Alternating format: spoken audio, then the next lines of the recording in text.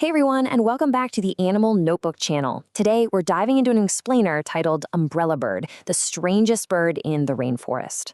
So if you absolutely love discovering the weird, the wild, and the wonderful side of nature, well, you are definitely in the right place. I mean, seriously, just think about this magnificent creature for a second. It has an absolutely absurd crest of feathers literally sitting on top of its head, and this bizarre dangling wattle hanging right off its neck. It almost looks like some kind of mythical creature, right?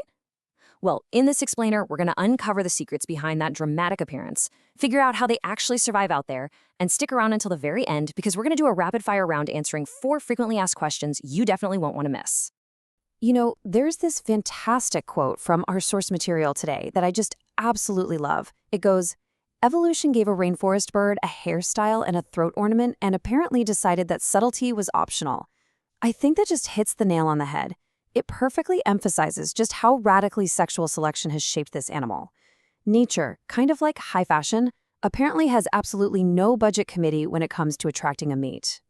All right, here is our roadmap for today's explainer. First, we'll meet the umbrellabird. Then we'll break down the 3 unique species.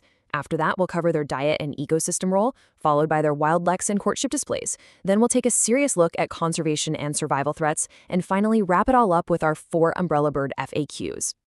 Okay, let's jump right in. Section 1. Meet the umbrellabird, the bulky neotropical cotinga.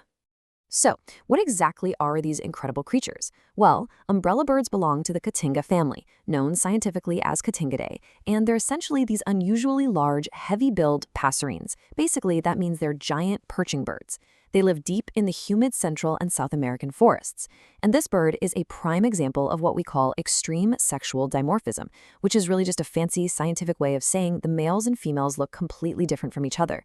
It's the males that get the crazy bulky ornaments, like that striking crest that can spread out into a broad umbrella shape and those super conspicuous throat structures. The females and juveniles, well, they tend to have much more reduced crests and barely their throat ornament.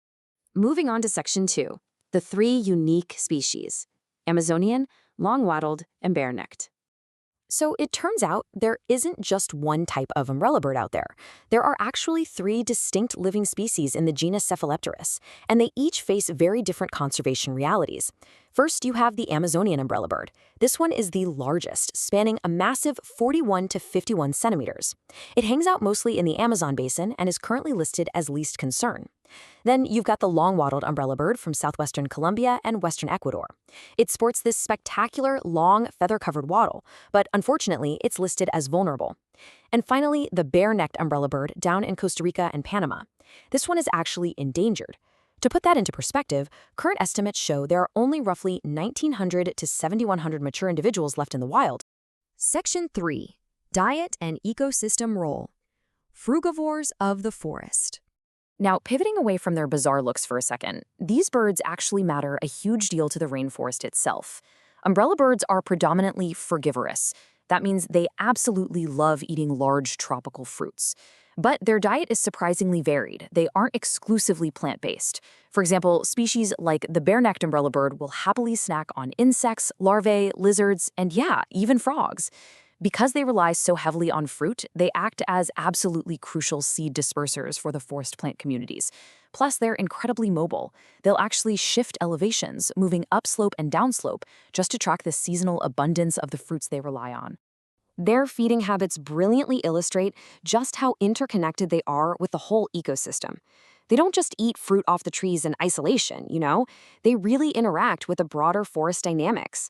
In fact, get this, juveniles and adults have occasionally been spotted taking advantage of massive army ant swarms. As the ants march through the forest and flush out all these panicked insects and arthropods, the umbrellabird is right there, ready to grab a quick, opportunistic meal. They're literally woven right into the fabric of the forest. All right, Section 4, leks and courtship displays, the booming mating grounds. So how do they actually use those massive crests and wattles to find a mate?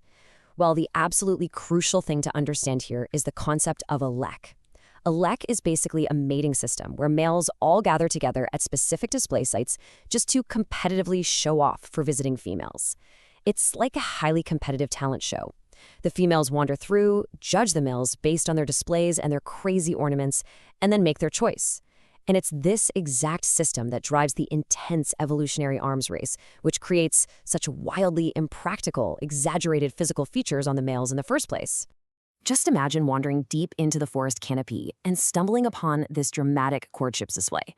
The males gather together on branches and start producing these unusually low-pitched, resonant, booming, or airy hooting calls. And they aren't just singing, they are putting on a full physical performance. That massive wattle we talked about, they can actually actively manipulate it. For the long-wattled umbrella bird, they can extend it dramatically during the display to impress the females and then retract it so it doesn't get in the way when they take off for their undulating woodpecker-like flight. It is quite literally a high-stakes performance up in the trees. Section 5, Conservation and Survival Threats, a Vulnerable Existence. Sadly, it isn't all booming calls and abundant fruit. Despite their comedic looks, we have to remember that 2 of the 3 species are in severe danger. The threats to their survival are incredibly serious, and, unfortunately, they're mounting.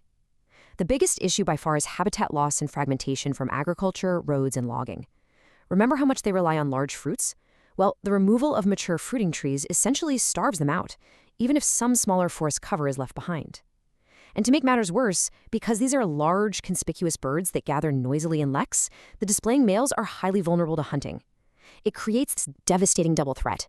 If you destroy either their feeding forests or their highly specific lek mating sites, you completely disrupt their reproduction. And because they have limited geographic ranges, they just don't have anywhere else to go. And finally, Section 6, 4 umbrella bird FAQs. Quickfire trivia. Let's jump right into the lightning round for all our dedicated Animal Notebook viewers out there. Question 1, and it's definitely the most obvious one. Is that massive crest actually an umbrella? Like, does this bizarre hairstyle actually keep them dry in the pouring rain of the tropical forest? The answer is a definitive no. It offers absolutely zero rain protection. The crest is not a literal umbrella, not even close. It turns out that human beings, having encountered a dark bird with a completely ridiculous umbrella-shaped head, just chose the most literal possible name they could think of. It is purely an ornamental crest used for showing off. Moving right along to question 2 regarding their taxonomy and relatives. What family do they actually belong to? They officially belong to the Cotingidae, or cotinga family.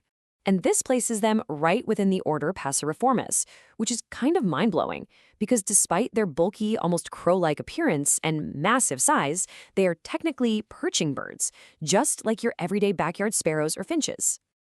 Question number 3. We've mentioned a few times that they're large, but just how big is the Amazonian species, the largest of the 3? While the Amazonian umbrella bird measures in at a massive 41 to 51 centimeters in length. To put that in perspective, many ornithological sources widely describe the Amazonian umbrella bird as the absolute largest passerine in all of South America. It is an absolute heavyweight of the canopy. All right, let's hit our final FAQ to wrap up their ecological importance to the planet. Why is their fruit-eating habits so incredibly important? It all comes down to regeneration. By eating massive amounts of fruit and then flying across the forest, or even shifting elevations up and down the mountains, they transport seeds far away from the parent plants. This process is completely vital for tropical forest regeneration. And I think that leaves us with a pretty provocative final thought, doesn't it? The umbrella bird desperately needs the mature forest to survive, but the mature forest also desperately needs the umbrella bird to grow. So if we want to save this delightfully strange creature, don't we first have to save the very forest it helps to plant? Think about that for a second. Thank you so much for joining me today on Animal Notebook. And as always, keep exploring.